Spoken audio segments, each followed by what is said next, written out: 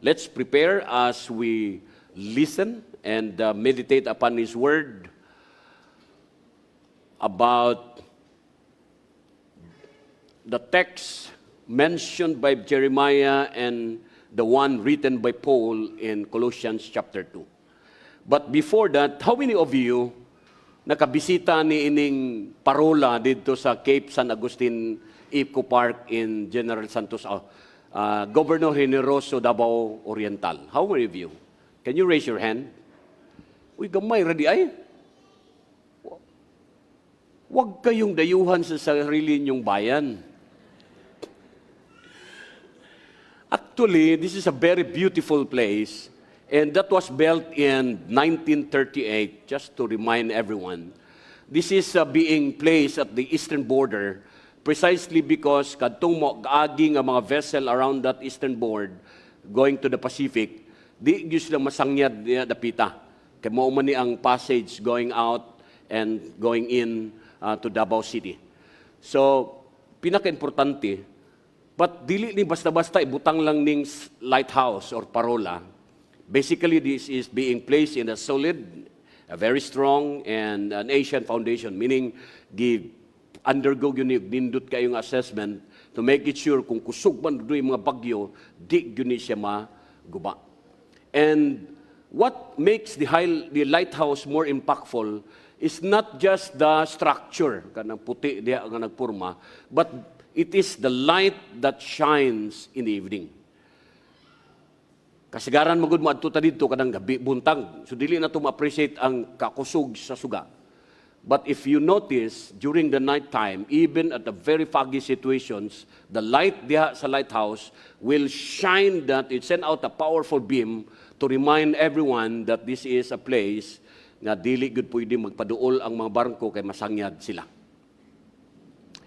In a similar manner, looking at our compass, our direction, our reference point, where do we base our reference?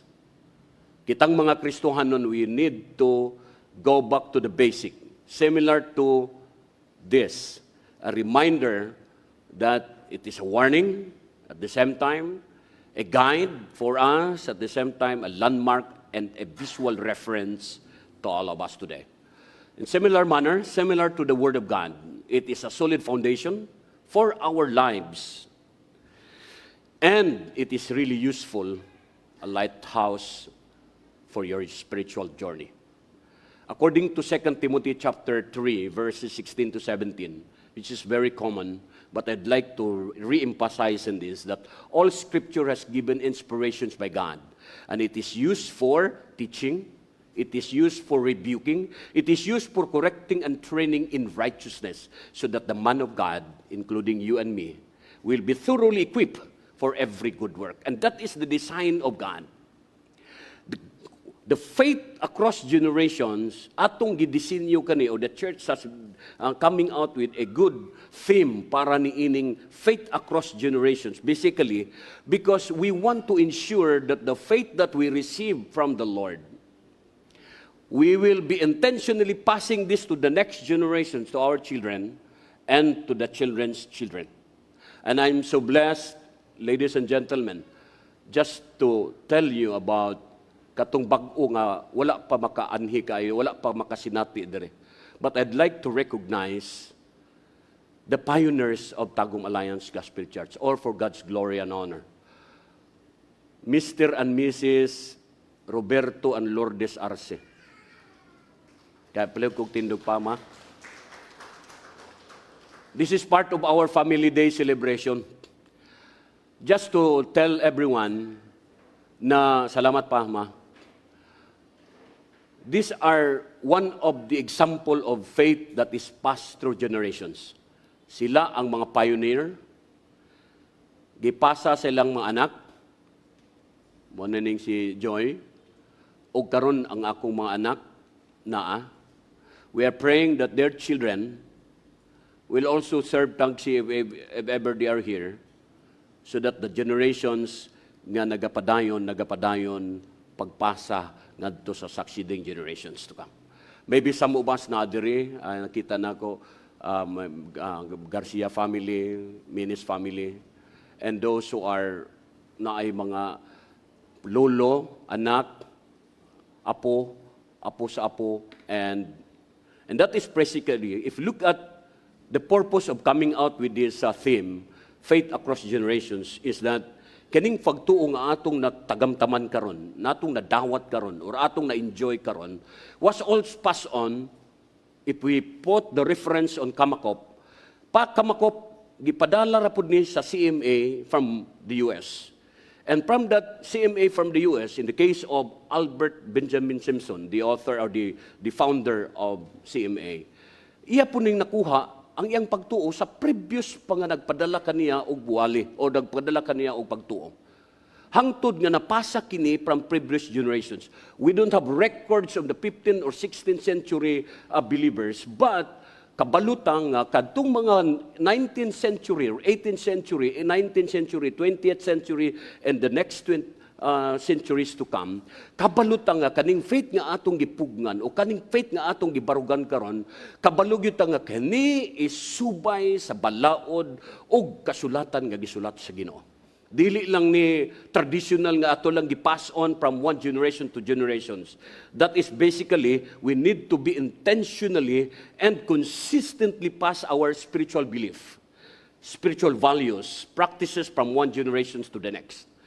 I'm happy also to inform everyone that we keep records of our church history, and now we are celebrating our 48th anniversary. And that from day one up to the 48th anniversary, we jot down all the histories that glorifying God. So that by the time nga kitang mga older generations magawala na ning kalibutan na, they will have a written document to tell the next generations that si lolo o si lula, si papa o si mama were instrumental in bringing the gospel to Katiil, to other places because they love the Lord. Pagkanindot kaayo, if that kind of generations ang makadawat sa mensahe, sa pag-encourage kanila to continue telling the generations, this must be done.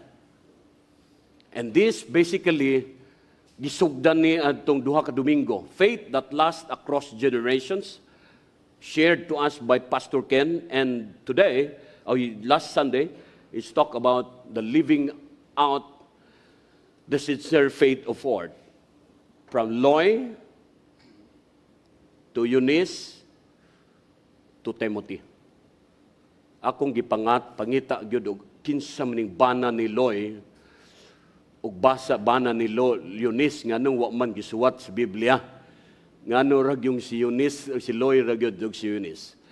But besides the point, what I'd like to emphasize today is that katong basic nga atong nadungog kadto is being reinforced by this morning's message, cultivating an unwavering faith, one that not only lasts in our lifetime, kitang mga naakaron, but this can also be passed on for future generations. Nalipay kay ko ganina pagtanaw nako sa mga bata nga nagdala.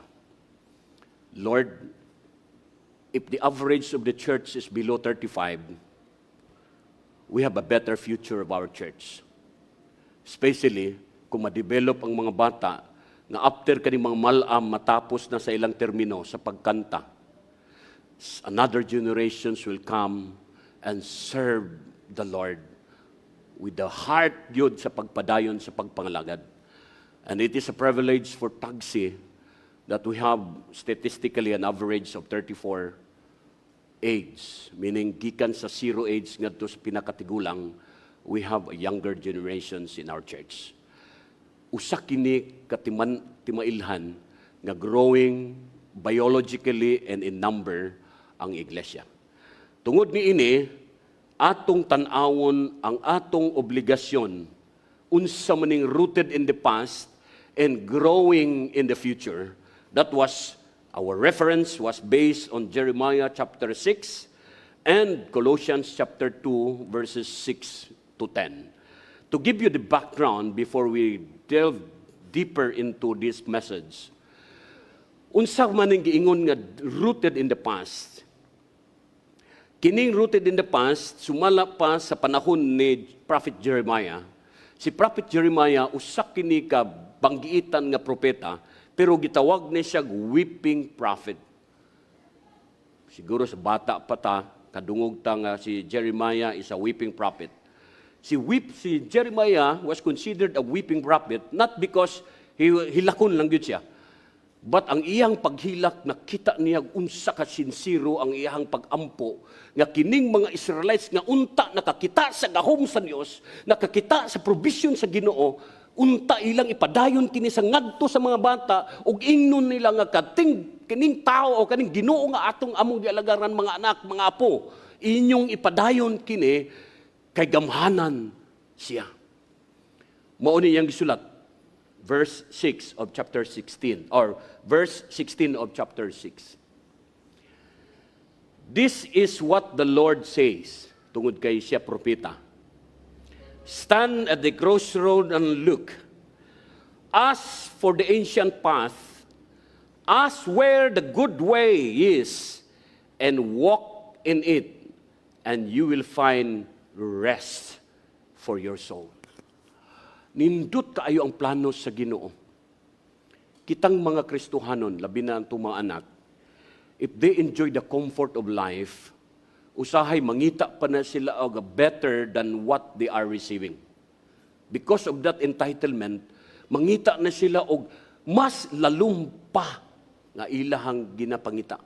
Mauna nga dapat dili sa outside world ba sila pangpakita, kundili makita gyud nila base sa pulong sa Ginoo. Mao ni, you will find rest for your soul. Pero ang tubag sa mga batanon o katong naad tong panahon na is this: subo kay pamalandungon. But you said, you meaning not just one but a community of believers, a community of people in Israel, we will not walk in it. Unsay bation nimo, usa ka kaprepita, gitawag ka sa Dios nga ingnon kani mga Israelites, ingna sila sundan ning balaod, sundan ning gitudlo nako kanila, because they will find rest for your soul. Ang dako kayo nga challenge, insulto kaayo tungod kay giingnan si propeta Jeremiah, we will not walk in it. Unsay rason? Basically, the reason why, one, rebellion. Number two, idolatry. Number three, self-centeredness and self-righteousness. Why should I? We live in a very progressive life. Giprovide na sa Ginoo ang tanan. Ngano mangita pa magkuglain? So nahimo ng self-centered ang point, to the point nga, kining rebellion and disobedience, because they were deceived. Mauning nagapanghitabo, mauning challenge, dapat they should be rooted of the God of Jacob, the God of Isaac, the God of Abraham. But tungod kay nawala sila, apektado ang ilahang pagtuo. Sayop, sayang kaayo, og nagapadayon sila sa ilahang dili maayo nga kinabuhi. Unya, niabot na ang panahon which is the center of the gospel, the death and resurrection of Jesus Christ. Nidagan palig pila ka milenyo o pila ka centuries bago niabot si Jesus Christ as promised to the world. Siya ang atong sentro, siya gyud ang dapat natong simbahon o pag-alagaran. When the resurrection of Jesus Christ happened, AD 33, daghan kayo ang nisunod tungod kay nabati nila ang wali, ang pulong gikan sa mga apostoles o gikan kang Apostol Pablo. But during the period nga kanang nagagrow ng simbahan, doon na po'y nag-inject ng mga false teaching sa church age. That's why Paul wrote this letter around 62 AD, telling the believers in Colossae, pagbantay kamo kay malingla kamo sa deception ng mga pamaagi or false teachings. That's why our theme, Faith Across Generations, is to remind each one of us today, dili na ni milk atong ihatag karon kundi solid food para malig-on gyud nato ang ato ang pagtuo. We need a solid food because deception is now rampant in our society today. And a lot of believers, including the very elect, were deceived because they were not careful and discerning. Mao ni ang gisulat ni Apostol Pablo. Verse 1, I want you to know how much I have agonized for you. Grabe ang akong pagpaningkamot, gibutang gyud nako ang akong kinabuhi aron lamang pag-inform kaninyo, paglig-on kaninyo mga igsuon diha kang Kristo. Ayaw gyud mo paghawa sa pagtuo nga inyong nadawat kang Kristo. That's the context of chapter 2. Ingon pa siya sa versikulo 4, I am telling you this, no one will deceive you with well-crafted arguments. Labi ng mga bata karon, makapaminaw gali mga speaker nga eloquent kayo, bisag hiwi kayo ang doktrina, ganahan kayo silang adto na po na sa YouTube. And how we can protect our people and our children, similar to the concern, deep concern and anxiety or agony ni Apostol Pablo. Ang iyag yung nakita nga pinakadako nga kontra sa pagpasa sa faith ngadto sa next generations is deception. Deception. Mga kaigsunan, tulo ka mga tao nga pwede o dako kaayo og role sa pagdeceive sa tao. Number 1, of course, the Satan, the father of lies. He can be deceived, or we can be deceived by him if we are not careful. Second, false teachers. Our ignorance and neglect of the word make us more susceptible to deception. Unsaon man nimo pagdepensa sa kaaway kung bisag naa kay 45 nga kalibre or Armalite, but if you don't know how to pull the trigger, dili gyapon na magamit. How we could protect our children and our generations right now of this concern of Paul on deception. Ang worst na to nga ma-deceive na, according to 1 Corinthians chapter 3 and Proverbs 21, is we are going to deceive ourselves. Ang worst kayo mga kaigsunan, kanang kita na ang mulingla sa atong kaugalingon, nga mawala na ta sa atong pagpangalagad. Kumusta? Og akong pangutan-on ang matag usa kaninyo karon.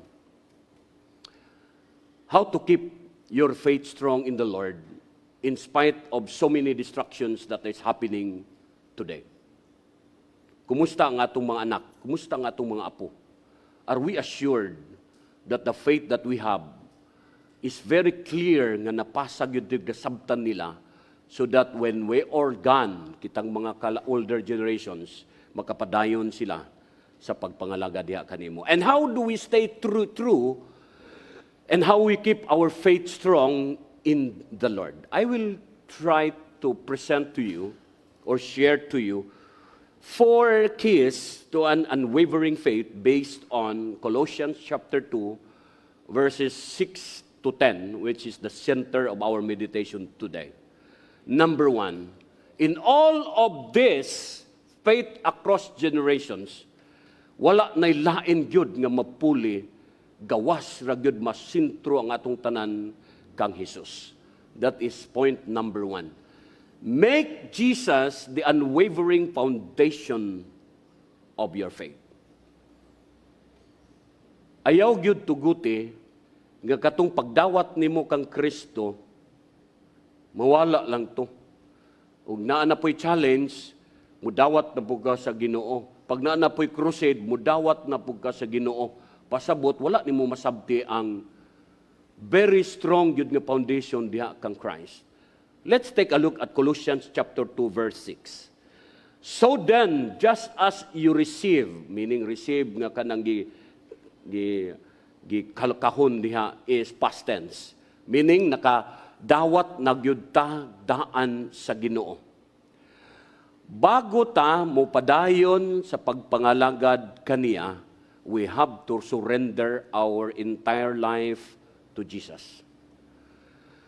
Maunang dili mutubo kaayo ang atong Kristohanon nga kinabuhi because katunga lang ato ang na surrender or 99% lang sa atong kinabuhi ang na-surrender. Doon na pa'y 1% nga nahibilin.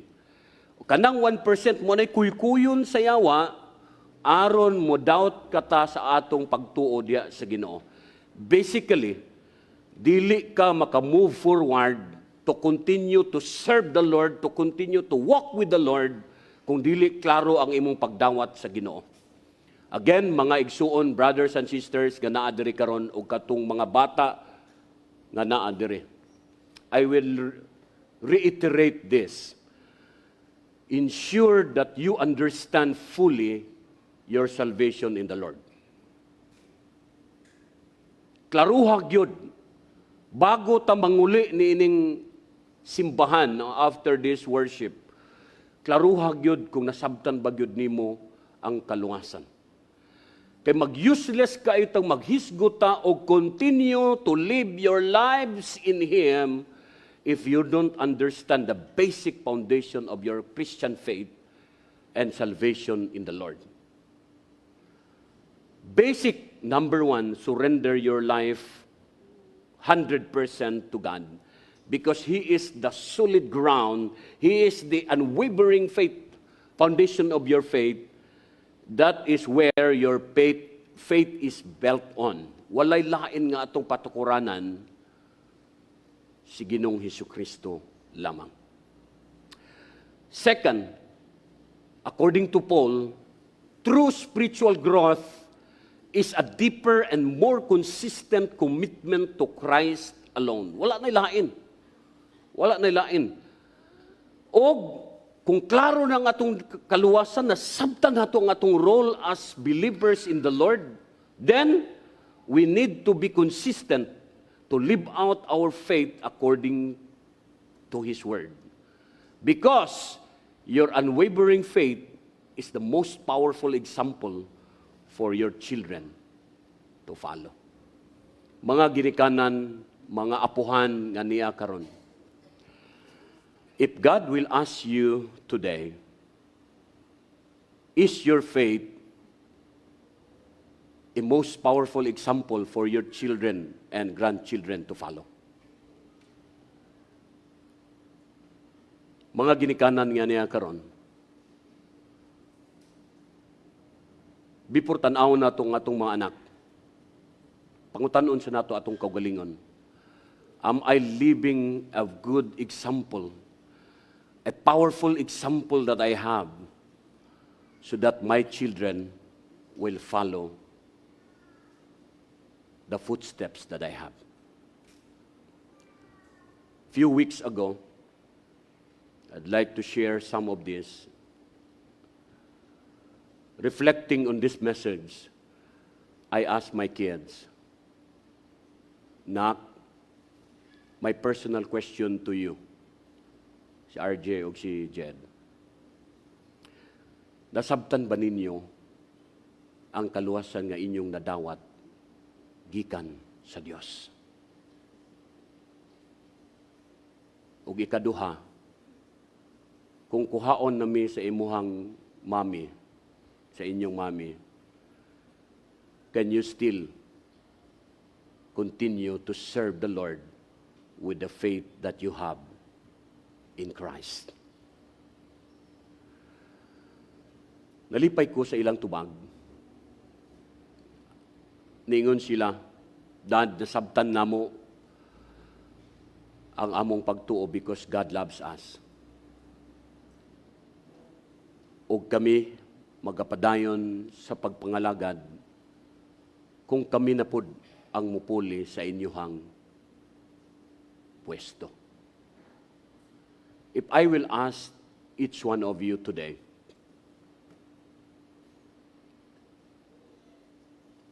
kung kuhaon man ta sa Ginoo karon o pipila ka bulan tuig gikan karon, sigurado ba ta nga nasabtan sa atong mga anak o sa atong mga apo ang pagtuo that is only founded in Jesus so that kung kita mawala na, kampante kita, that we could have an rest in peace. Muna klarong rest in peace. Dili nang butangan lag RIP niya, nagkundinar ang term nila, nagkundinar ang kalag. Ang klaro nga rest in peace, kanang kuhaon ta sa Ginoo nga makita nato atong mga anak, because the best and the only treasure that we can bring to heaven are our children. Mga parents nga niya karon, I challenge you, and to those who will be soon to become parents, make the testimony, put that in writing, and tell your children and grandchildren, "Nak, I am serving the living God. I want you to continue serving the Lord because I've tested His goodness and I see the miracles that will be happening in my life and to our family." Can you put that in writing and tell your children about the goodness of the Lord? Amen? The reason why I brought this matter, because we need to stand against the wiles of the devil. The rampant na karon ang prosperity gospel. Kanang puro lang wealth, puro lang kwarta, puro lang blessing, puro stewardship ang hisgutan og dili na conviction o kaluwasan. Bantayanan, and it's happening in the US, in the Europe, and it is now coming into this Asia, including the Philippines. Let us be careful on this.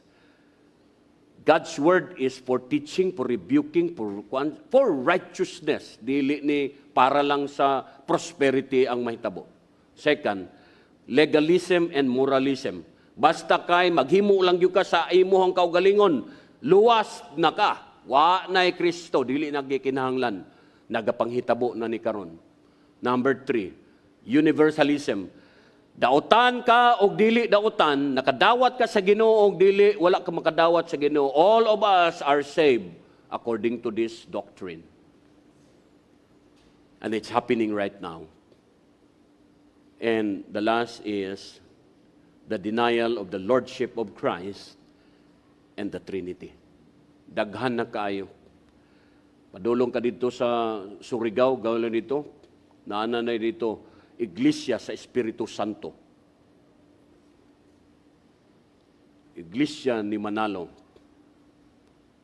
Iglesia ni Ana. Danay mga pangalan nito.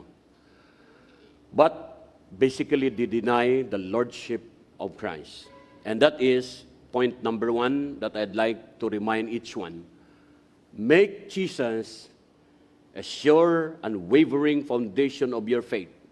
Because we will proceed to point number 2, cultivate a deeper faith. Colossians 2 verse 7a, ingon siya, rooted and built up in Him. Say pasabot ni ini, the root of your faith must be deeply, based in Christ. And that, kung nindot kaayo ang imong foundation, o sa kahoy pa or sa mamunga nga kahoy, the deeper is the root, the bigger, the wider is the kuanya, kanang pag-stretch sa roots, paspas ang absorption. Kung doon na may kusog nga hangin, dili dayon maluad tungod kay deeply rooted ang iyang gamot ngadto sa yuta. Similar to us. If we are deeply rooted in Christ, whatever the life storms nga moabot sa atong kinabuhi, mga doubts sa atong kinabuhi or even temptations sa atong kinabuhi, we could stand firm because the grace of the Lord naa kanato and we are rooted in Him.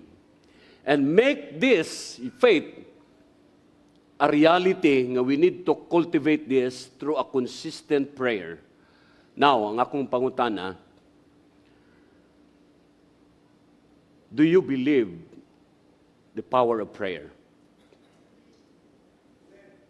Can you make it louder? Wow, praise God. If you believe the power of prayer, come and join prayer gatherings in our church. Kung kutob lang ni diri Lord, kaning ba na to ba, the same mouth that will be used to praise God, and the same mouth will also curse God. If you believe that there is power in prayer, please join the prayer gatherings. We have prayer meeting every Wednesday. We have prayer and abstinence this coming Sunday, or prayer and fasting. And everyone above, I heard everyone, 100%, telling that there is power in prayer. Why we cannot spend an hour of prayer in the Lord? What keeps your life busy on Wednesday and other days? Again, we need a consistent prayer, dedicated Bible studies, and active participation in a church community or a fellowship. Kumusta ang imong small group? Kumusta ang imuhang pagtubo diya sa Ginoo? Are you making your home a place where God's love is a vibrant and tangible presence in your family? We need to cultivate the love. We need to cultivate the care. And we need to cultivate the kind of faith that we have in Christ. If we look at this simple and yet powerful that we need to live out, tanaw na tong thermometer. Thermometer is the measure of the coldness or hotness sa ato ang lugar or sa atong lawas. If I will ask you in terms of how we cultivate a deeper faith in the Lord, how deep is your passion for God's work? Mas bugat ba ang ato ang pagpangalagad sa pagpangita og kwarta?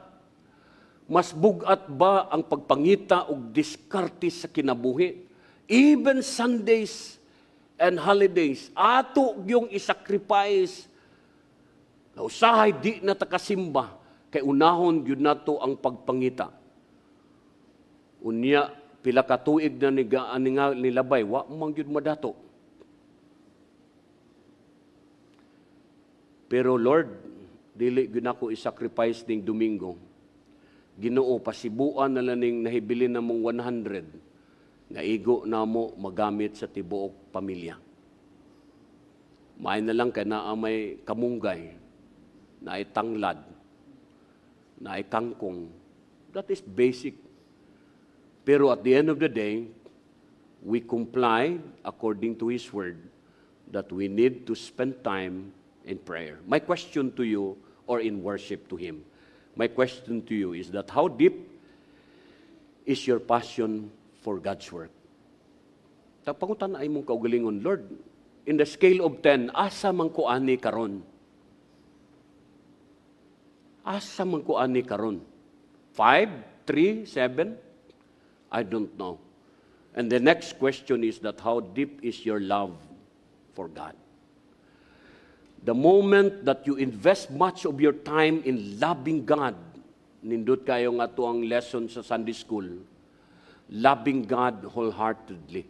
Gi-enumerate dito Deuteronomy, ug uban pa nga mga teksto about loving God, especially in Mark. Thou shalt love the Lord with all your heart, with all your strength, with all your soul, with all your heart. Tanan yun dito, with all your mind. Na-memorize na nato ni, but are we doing that 100%? Question sa matag usa kay nato, what is one specific, a very tangible step for you this week to actively cultivate a deeper relationship with God? Kung wala manggali ka ka-invest much of your time in prayer, put prayer as your priority. Kung wala ka makagahin og panahon sa pagtuon sa pulong sa Ginoo, just start with the book of Psalms, which is recommended also. Or you can start in the book of John, which is more on love. Then as you go deeper and deeper, you may ask our pastors and leaders ug asa ta pwede nga makatuon. If you need materials, you can go to us or to our pastors para matudluan pagyud ta. But akong pangutana sa matag usa in relations to cultivating a deeper faith. Once you love the Lord, service is only a product of our love to God. Giving is only a product of our love to God. Prayer is only a product of our love to God. And above all, service is only the product of our love to God. Ngano pa mang bakhuon pa man ang tao aron magapangalagad sa Ginoo, nga klaro man nga kung naghigugma ka sa Dios, ang pagpangalagad resulta lang sa atong commitment sa atong gugma ngadto sa Dios. Mga kaigsuonan, anus apamanta, kinahanglan pa batag linugon, bahaon, aron ta muhatag ang atong lalom nga pagtuo gugma sa Dios. Katong naay dako kayong linog na hitabo diri sa Surigao, I think last year. Tanan kasimbahanan nagpost, puno-puno ang among simbahan karon. Maayo unta nga kada Domingo, dunay dakong linog aron puno-puno ang simbahan. Usahay makakatawa kita, pero dunay mensahe kani mga igsuon. Kinahanglan pa ba nga lisangon ang atong pagtuong Kristohanon? Di na mo ihap atong wala pa makadawat sa Ginoo. Kinahanglan pa bang lisangon kita aron muhatag ta sa atong 100% love for God and to serve the Lord? Number 3 point is we need to anchor ourselves to God's Word. Mao to kung sulti ka ganina. All Scripture has given God's breath and it is used for rebuking, teaching, correcting in righteousness or training in righteousness so that the man of God will be thoroughly equipped. And that, according to verse 7, strengthen in the faith as you were taught. Kaning gitudlo sa mga apostoles, dili ni gikan sa tao lamang, kundili dinihugan kini sa balaan nga espiritu. Kining mga gisulat na to, kanang naa sa itong mga Biblia, very clear kaayo na nga, we were taught according to the Holy Spirit guidance, ug wala gyud tay duwa-duwa sa pagdawat sa pulong sa Ginoo niini. Ang pagka-pasalamaton nga tao, o kinaiya, usara pud ni kabunga sa atong pagtubo diha sa Ginoo. Daghag mapandol nga mga dili magtutuo, kay imbis nga kaayo sa Ginoo ang mugwa sa baba, puro pigado gid. Daw pigla pa problema. Unsaon nimo pag-convince sa imong silingan nga kada madungog sa imuha, puro pigado o kalisod. Dapat salamat kay sa Ginoo. Last na ning usa ka tiyupang bugas, but thanks be to God, kay tagaan kami og grasya sa Dios nga muluhaw tay paniugma bago maabot ang sweldo. Ug ako kamong sultian, unsa kabaayo ang Dios nga akong gialagaran.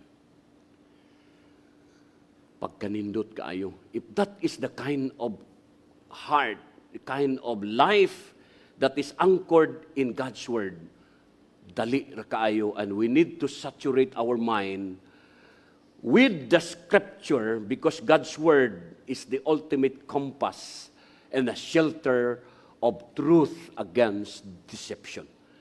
Maotong kagulan ni Apostle Pablo, madeceive ang mga tao kay dili rooted ang ilahang pagtuo diha sa Ginoo, not founded. That's why ningon siya,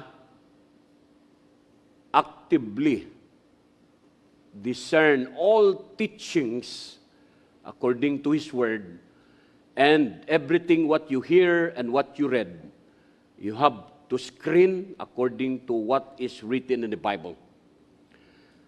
Believe not every spirit, test it whether they are of God. Klaro kay na siya in John. That's why, kung makakikot kita sa Hebrews chapter 4, kanang moingon ka, Lord, the Word of God is alive and active, sharper than two-edged sword. Pagkanindot kaayo nga na-memorize, but if this not affect you personally, or change you or transform your life, walay effect ang maong mensahe. Question sa matagusa. What is one passage of your scripture that has been memorized now, nga ikaw karon, nga makaingon ka, Lord, ikaw gyud ang anchor of my soul in a time of storm? Unsa bang klase nga imong mahinumduman? Granting wala na tay physical Bible karon, can you memorize one or few verses that you claim, this is what I believe in God? Can you tell your children also, Nak, this is my life verse? Nak, mauni ang akong pinakanindot kaayong testimony nga akong i-share kaninyo. Usa kini ka foundation na ako yung gipuy-an samtang nagbasa ako sa pulong sa Dios. According to A.W. Tozer, is a pastor of our Christian and Missionary Alliance in the U.S. Ingon siya, the book or the Bible is not a book to be read, but a life to be lived. When you say or read, for God so loved the world, that He gave His only begotten Son, that whosoever believe in Him should not perish, but have everlasting life. Do you believe and live that verse, nga imong nadawat na si Kristo, ug unsaon nimo pagsulti ngadto sa uban, that the salvation that you receive in the Lord will also be shared and received by others? Train up a child in the way he should go, so that when he is old, he will not depart from it. Mga basic kini siya. These are principles. The principles are all written. It will only transform and change your lives if you live on it. Lisod kaayo. Nothing is impossible with God. Unya, gikalentura lang gali gamay, Lord, murag delikado naman eh. So these are something nga i-remind kanatong tanan. We need to anchor our faith in Jesus or anchor in His Word, and we need to live a life according to what is written. Do what it says. Do not just be kanang tigsulti lang, but a doer of God's Word. Unya, adto ta sa ikaupat, embrace your completeness in Christ. Colossians 2:8 and 10. See to it that no one takes you captive through hollow and deceptive philosophy, which depends on human tradition and elemental spiritual forces of this world rather than on Christ. Mauni kasagaran karon, labi na ang mga bata nga na-expose kayo sa social media. Muadto, maminaw sa pulong sa Ginoo, 1 hour, 45 minutes ang sermon, maybe other activities for the whole, duha ka oras ang atong simba. For the whole week, walay prayer meeting, walay other activities, just 2 hours in a week. Is that enough for you to grow in the Lord? Versus browsing a social media that will take a person, including you and me and mga children, are exposed to social media that is browsing 8 hours more a day. Any information that is been injected to the minds of these young people and young children, unsaon nila pagbarog o pag-embrace the completeness in Christ nga dili na faith plus works equals salvation. Faith plus ritual, plus ceremony equals salvation. Faith plus my doctrine and all of this equals salvation. Ang worst ni ini, wala na salvation nga gikinahanglan tungod kay maayo nako nga tao at ubangan sa Dios. That's the worst thing that will happen. There are deceptive philosophies na gagapanghitabo karon, and I want to remind everyone that we need to live a life in the confidence of the wholeness in Christ, or completeness in Christ. Because you are already complete and you don't need anything else. Basically, don't believe the lie that you are lacking. Pasabot ganang pasabot niya na lie ng faith plus work. The work will only come out kung nindot na ang imuhang pagtuo ngadto sa Ginoo. Good works are not a means of earning salvation, very clear, but rather a natural and necessary fruit of a genuine saving faith. Therefore, kung makita nimo, maka-assure ko kasi imong kaugalingon, Lord, you are complete. I am complete in Christ. And you don't need anything else. Wala na faith plus work. Nga naman, nga akong i-emphasize ni, because doon na may pipila pa sa kanato, especially nga pag-upa, nga kinahanglan manglimbasog ko sa akong kaluwason, tungod kay dili lang pasibo ang akong pagtuo sayo. Salvation is given to each one who received the Lord, and it is a gift from God by His grace.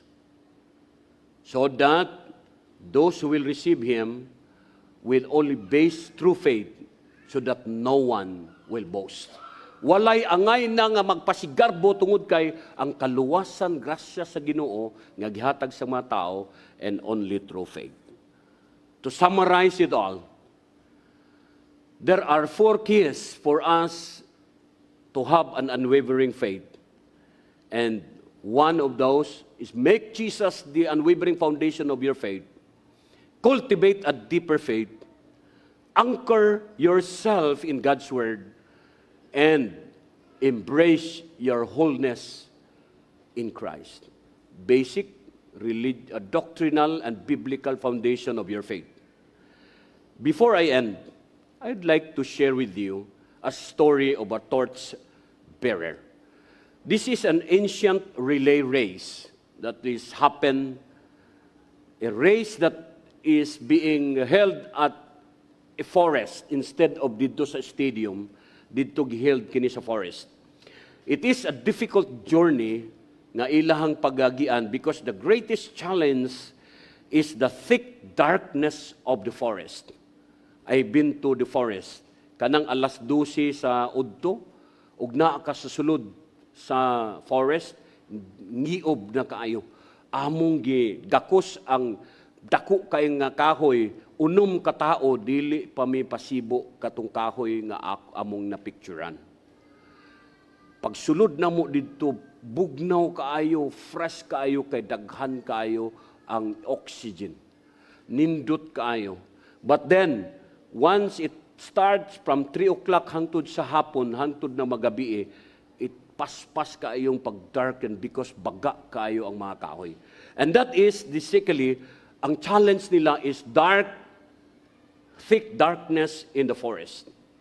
A certain runner, an old runner, John, is running this kind of race for many, many years. And the goal is really to pass the torch to the next runner so that kining tao nga mapasahan, iya pong ipasa ngadto sa sunod nga mga runner. As John is running towards that very thick, bringing the flickering torch. That flickering torch is a symbol of faith. So while running, nagkaduol niya siya sa duol na sa pag-exchange sa ilahang panahon, o sa ilahang time. Iyahan gibati ang bikog, lain ang iyang pamati, Unya nearing the end of the leg, ang iyang strength nagkahinay. Pero ang ihag yung desire nga kining flickering torch nga akong gidala, ako gyuding mapasa sa sunod nga runner. And pagtanaw niya nga nakita na niya si Michael ang iyang mudawat sa maong torch. Excited kay siya, bisag gikapoy na siya because his goal is to pass the torch to Michael. Pag-abot dito, iyang gipasa kang Michael o iyang gidawat ni Michael ang maong torch unya with a weighty legacy. Bugat kayo nga challenge ug mauni ang giingon ni John ngadto kang Michael. Keep the fire burning. It is not just for you, but for all who follow. Ipadayon kining suga nga akong gibitbit kay dili lang ni parak kanimo apan sa uban nga sumusunod kanimo. What does tells this story about?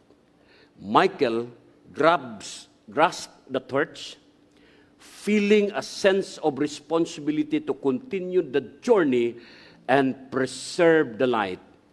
This exchange at the time symbolizes the passing of the faith and wisdom from old generation John, to the next generation Michael, o ang shared and continuous race where the fire must never go out. If you try to reflect, asa man kaaning duha karon, si John that is weary, tired, old, o si Michael nga eager kaayo nga mo dala. That's why let us be intentional in our faith, similar to what Paul had said in his letter. Fighting the good fight and finishing the race so that we can one day say with Paul, I have kept the faith. Mga kaigsunan, can you tell to your children and grandchildren or grandchildren, Nak, I am at the sunset of my life. I am fighting the good fight of faith in Christ alone. And I want to finish the race with gladness in my heart so that I have rest in peace. And I am proud to tell you that I have kept the faith until the end sa akong kinabuhi. So this is a takeaway sermon for everyone to summarize the 4 points.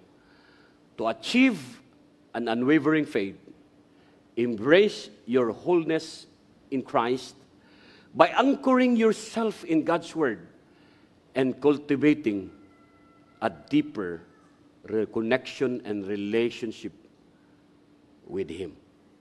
Again, we are being reminded to pass on the baton of faith from one generation to the next. The giver, who is the older generations, are the model, are the mentor, and the teacher. Kani sila mao ang musulti. Nak, apo, mauni ang among naagian. Nagkalisod mi sa unang panahon. Hiwi paning among simbahan sa una. Didto pa mi sa budiga nagsimba. Pero karon gitagaan tagrasya sa Ginoo nga nindot kaayo ang panimbakon nanto.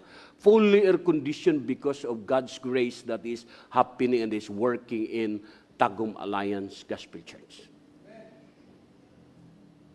Nak, I'm telling you, with the 75 pesos of the children's offering, we were able to put up a multi-purpose building that is now more than 10 million pesos.